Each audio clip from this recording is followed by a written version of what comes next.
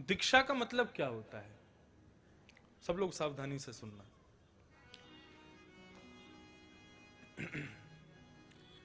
दीक्षा का भाव इतना इसी बात के लिए प्रस्तुतिकरण उसका दीक्षा की प्रणाली इसीलिए है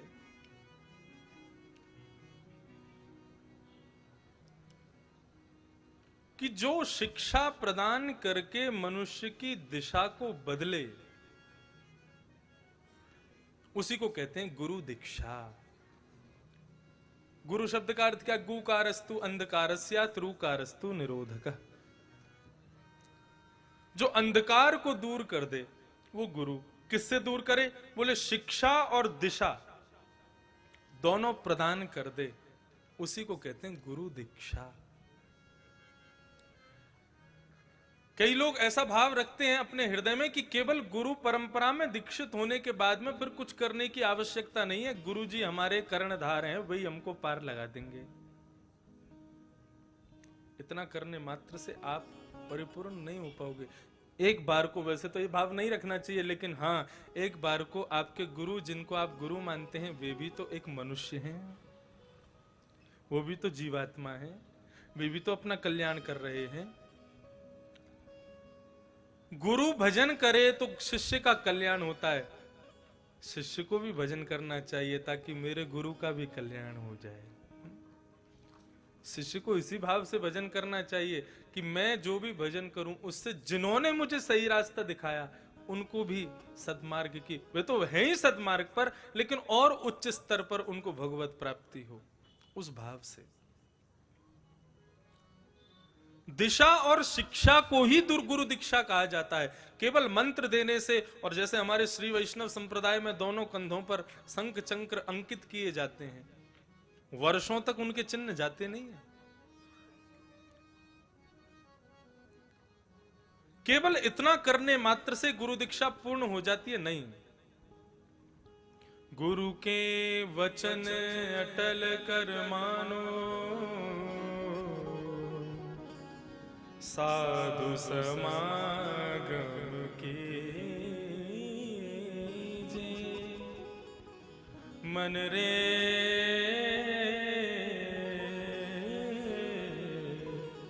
कृष्ण नाम कह लीजे। गुरु के वचन अटल कर मानो। गुरु जी कह दें कि उदयपुर चले जाओ तो आपका प्रश्न नहीं होना चाहिए कि उदयपुर जाके करें क्या। गुरु जी ने कह दिया चले जाओ तो चले जाओ। आप गुरु को इंसान मानते हैं, गुरु को एक स्वरूप मानते हैं, गुरु को केवल और केवल एक हाड़ मांस का पुतला मानते हैं, तो माफ कीजिए आप अभी भी गुरु दृष्टि से भिन्न हो। गुरु शरीर नहीं है, गुरु स्वरूप नहीं है। गुरु कौन है? गुरु वाणी होती है।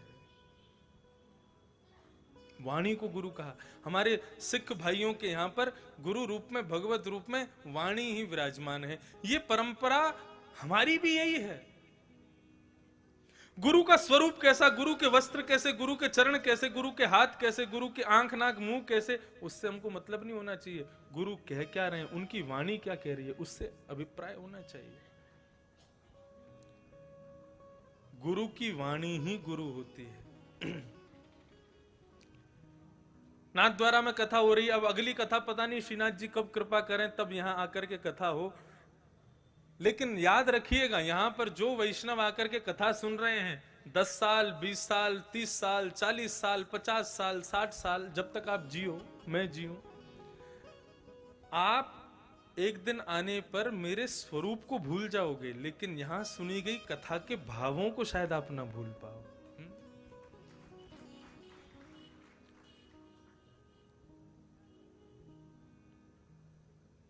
मैं दिखता कैसा हूं ये एक बार को विस्मृति हो जाएगी, लेकिन इन 7 दिनों में कोई ऐसे भाव कह दिया जो आपके हृदय में स्थित हो गया, आप एक बार को मेरा नाम भूल जाओगे, मेरा स्वरूप भूल जाओगे, लेकिन कही गई वो बात जो आपके हृदय में प्रवेश कर गई है वो बात नहीं भूल पाओगे। हम विद्यालय में पढ़ते थे, कितने सारे अध्यापक हमको पढ़ाते थे, उन अध्यापकों के कईयों के नाम भी भूल गए हम अब। कईयों के स्वरूप भी भूल गए, लेकिन कई अध्यापकों की ऐसी ऐसी बातें थी, उन बातों को हम कभी नहीं भूलते। जैसे कि एक अध्यापक कहते थे, पढ़ोगे लिखोगे नहीं तो रिक्शा चलाना पड़ेगा। तो वो अध्यापक को भूल गया हूंगा मैं, उन अध्यापक का स्वरूप भी भूल गया हूंगा, लेकिन उनकी ये बात नहीं भूलता कभी। वो कहते थे रिक्शा चलाना पड़ेगा, तांगा चलाना पड़ेगा। तुम्हारे पिताजी कथा करते हैं, इतना नाम है, तुम पढ़ोगे नहीं तो क्या करोगे फिर? अच्छा लगेगा विश्वविख्यात ठाकुर जी का बेटा रिक्शा चलावे? वो ऐसे डांटते थे मुझको। उनका नाम भूल गया मैं क्या था, लेकिन उनकी ये बात मुझको आज तक याद। भरी क्लास में क्या डांटा उन्होंने। फिर जब भागवत की सन्निधि आई तब वो बात स्मरण में आई कि मैं उनको भले ही भूल गया, क्योंकि भागवत जब मन लगा करके पढ़ी, थोड़ी बहुत जो मन में आ गई, जो बुद्धि में आ गई, थोड़ी सी बस मन लगाने से इतनी कृपा भागवत जी की हुई, तब उनकी बात याद आई। वो क्या कहते थे? बोले पढ़ोगे लिखोगे नहीं तो रिक्शा चलाना पड़ेगा। मैंने कहा बिल्कुल सही कहते थे। वाणी नहीं भूली जा सकती, और माफ कीजिए, स्वरूप गुरु नहीं है, वाणी ही गुरु है। इस वाणी में इतनी सामर्थ्य है कि आपको भयंकर क्रोधित कर सकती है। मेरे मुख से 2 शब्द ऐसे निकल जाएं, आप हिंसक नहीं भी होंगे ना, तो भी आप किसी हिंसक वस्तु को उठाने पर मजबूर हो जाएंगे। किस लिए? केवल वाणी को सुन करके। और इस वाणी में इतनी सामर्थ्य है, अत्यंत हिंसक व्यक्ति कोई हो, अत्यंत क्रोधित व्यक्ति कोई हो, वाणी को यदि भाव से श्रवण कर ले तो हृदय पिघल जाए, नेत्रों से अश्रु बन करके बहने लग जाए। उसके हृदय में यह भाव किसने स्थापित किया? वाणी ने ही तो किया।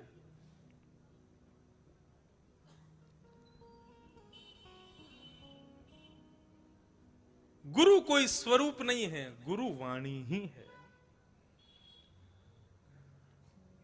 गुरु के स्वरूप पर भले ही विश्वास ना हो, लेकिन गुरु की वाणी अटल कर मानो, सत्य मान लो उसको।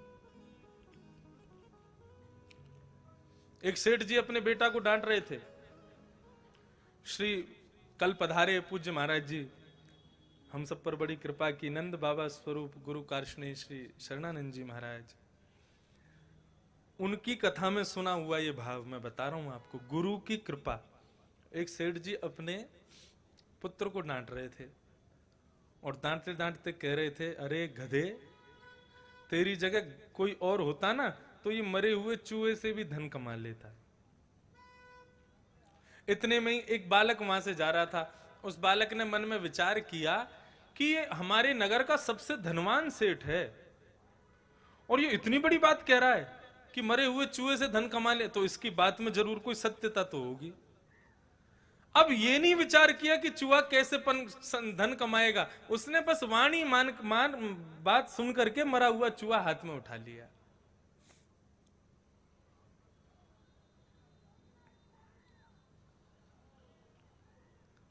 मरा हुआ चूहा हाथ में उठा लिया और निकल पड़ा। बोले उन्होंने कहा है धन मिलेगा तो धन मिलेगा, इससे कैसे मिलेगा ये विचार मेरा करना है ही नहीं। गुरु ने कह दिया कि मिलेगा तो उनकी जिम्मेदारी है, उनकी जिम्मेवारी है, मिले मुझे। निकल पड़े। इतने में आगे से दूसरे एक सेठ जी आ रहे थे, उनकी बेटी साथ में थी। बेटी की बिल्ली भूखी थी और बिल्ली बार बार मियाऊं मियाऊं चिल्ला रही थी। बेटी अपने पिताजी से कहे, पिताजी मेरी बिल्ली बहुत भूखी है, इसको भोजन दो। पिताजी बोले, अब तेरे लिए चूहा कहां से लाऊं इस बिल्ली के लिए, इसके लिए भोजन कहां से लाऊं।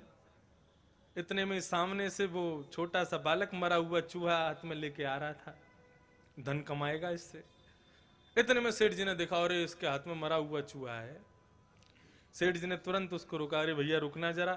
बोले हाँ बोलो प्रभु। बोले हमारी बेटी की बिल्ली बहुत भूखी है, उसको भोजन चाहिए, तुमको कोई कार्य ना हो तो ये भाई चूहा तो मरा ही हुआ है, अभी हमारे पास व्यवस्था भी नहीं भोजन की, तुम ये चूहा दे दो, इस बदले हमसे 100 रुपया रख लो।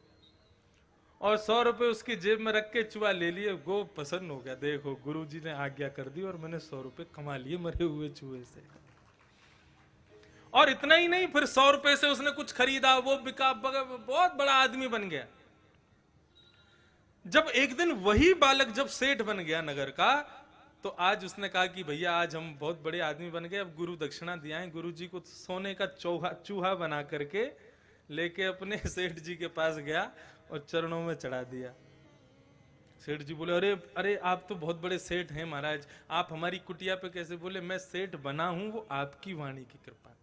एक दिन आप अपने पुत्र को डांट रहे थे, मरे हुए चूहे से कोई साधारण व्यक्ति भी रुपए कमा लेगा। उस दिन मैंने आपकी बात सुनी और मैंने सोचा आप इतने बड़े सेठ हैं, आपकी मुंह से निकली है ये बात, तो इसमें असत्यता तो हो ही नहीं सकती। मैंने दृढ़ विश्वास करके मरा हुआ चूहा उठा लिया और महाराज तभी से मेरे दिन बदल गए।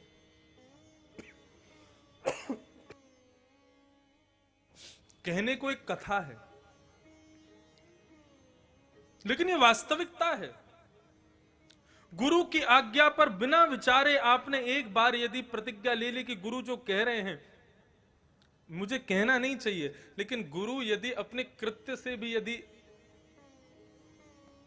कृत्य में भी परिपूर्ण नहीं होंगे ना, लेकिन वो गुरु कहलाए जाते हैं, इसलिए वो परिपूर्ण हैं। ये कृत्य में भी परिपूर्ण नहीं होंगे, लेकिन आप फिर भी उनकी बातों पर अटलता। और हाँ भाई, एक और बात सुन लो, जब इतनी बात आगे बढ़ गई है तो ये भी विचार होना चाहिए कि मैं विवेक शून्य भी ना रहूं कि गुरु जी कुछ भी कह दें वही करना है, लेकिन हाँ जिसमें हाँ भगवत प्राप्ति का साधन कोई हो तो ऐसी आज्ञा गुरुदेव कोई भी कर दें उस पर अटल विश्वास कर लो। एक संत थे, मठ बनाया हुआ था उन्होंने, उसमें बहुत सारे बालक शिष्य रहते थे, सब गुरुजी की सेवा करते थे। अब एक दिन पता नहीं क्या हुआ, भगवान कोई लीला करवाते हैं ना तो वो उसमें भी कुछ ऐसा ही कृत्य करवा देते हैं। उन संत का किसी युवती पर मन आ गया और युवती को अपने आश्रम पर ले आए और उसी के संग रहने लगे। अब जैसे युवती आश्रम में आई तो धीरे धीरे करके आश्रम खाली होने लगा। बोले कि अरे अरे अरे ये तो गलत, हम फंस गए गलत महात्मा के चक्कर में। लेकिन एक उनका चेला, वो उनके चरणों को छोड़े ही नहीं। बोले कि अरे मैं तो दासानुदास बन गया। बोले क्यों? बोले मैं अब तक गुरुजी का दास था, अब गुरुजी इनके दास बन गए तो मैं इनका दासानुदास हो गया हूं। मतलब मेरे गुरुजी को जो प्रिय है वो मुझको अतिशय प्रिय है। दोनों गुरुजी और उस युवती की खूब सेवा करता था वो। उसकी सेवा इतनी प्रगाढ़ थी कि वो किंचित मात्र भी उसके, ऐसा नहीं कि केवल शारीरिक भाव से सेवा करता हूं, मानसिक स्थिति में भी वही था कि ये मेरे गुरु हैं, ये जो करेंगे वो गलत नहीं हो सकता। उसके इस भाव से एक दिन भगवान बड़े प्रसन्न हो गए। भगवान बोले भैया ऐसी अटल विश्वास तो हमने किसी में नहीं देखा।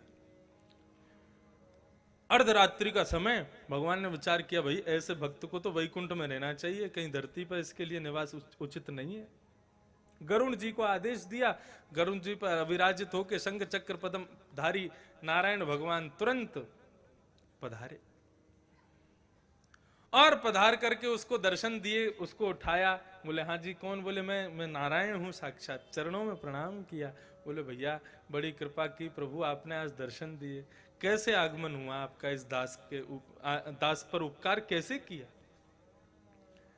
भगवान ने कहा हम तुम्हारी गुरु निष्ठा से बड़े प्रसन्न हैं, हम तुमको वैकुंठ ले जाने के लिए आए हैं। चलो गरुड़ पर हमारे पीछे विराज जाओ और चलो वैकुंठ चलते हैं। वहां सब भक्त वैष्णव तुम्हारा इंतजार कर रहे हैं, तुम्हारे लिए मृत्यु लोग नहीं है, वैकुंठ लोग। वो कहने लगा प्रभु आपकी बड़ी कृपा, आप पधारे, लेकिन मैं बिना गुरु आज्ञा के कुछ नहीं करता। मैं गुरुजी से आज्ञा ले लूं, यदि वे कह देंगे चले जाओ तो मैं तुरंत आ जाऊंगा आपके संग। भगवान बोले जय हो भैया तेरी गुरु निष्ठा। बोले जिस गुरु की निष्ठा से आप प्रकट हुए उन गुरु की आज्ञा तो मैं ले लूं। जाओ। अब गुरुजी सो रहे थे कक्ष में, चला गया उठाया, क्या बात है? गुरुजी एक आज्ञा चाहिए। बोले आधी रात में क्या आज्ञा चाहिए, सुबह लेना। अरे गुरुजी मैं तो आपको उठाना नहीं चाह रहा था, लेकिन कुछ ऐसी आज्ञा चाहिए, आप सो जाना, बस एक बार हाँ या ना में उत्तर दे देना है। गुरुजी बोले क्या बात है बोलो।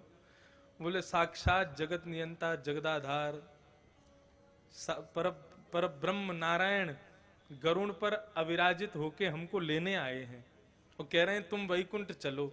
हमने कहा भैया गुरुजी से पूछ लें, आप आज्ञा कर दें तो मैं आपकी सेवा में कोई कमी रह रही हो, कोई काम मेरे लिए रह गया हो तो आप बिल्कुल मना कर दें, निस्संदेह मैं मना कर दूंगा ठाकुर जी को। मैं कह दूंगा भैया अभी गुरुजी को मेरी जरूरत है, मैं नहीं जा सकता। आप आज्ञा करें तो मैं चला जाऊं, और आपको यदि मेरी जरूरत हो तो बिल्कुल कह दें, मैं बिल्कुल नहीं जाऊंगा। गुरुजी बैठ के कहाँ है नारायण? बोले बाहर खड़े हैं, ये देखो जंगला में से देखो, ये तो गरुण जी खड़े हैं उनके, उस पर बैठे हैं शंख चक्र गदा पद्मधारी। गुरुजी बोले हमको तो दिखाई नहीं दे रहे, तुमको कैसे दिख रहे हैं ये? आपको नहीं दिख रहे? बोले नहीं दिख रहे।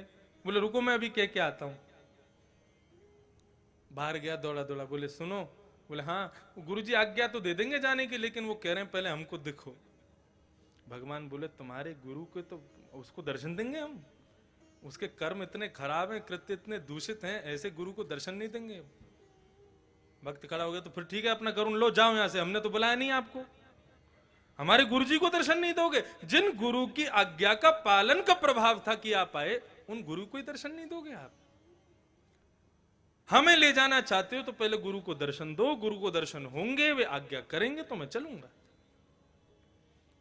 भगवान बोले अब ठीक है दर्शन दे देते हैं। अब गुरु जी को दर्शन ठाकुर जी ने दे दिए, लेकिन ठाकुर जी मुरझाए हुए बैठे, क्योंकि इच्छा नहीं थी, लेकिन भक्त कह रहा था दे दिए।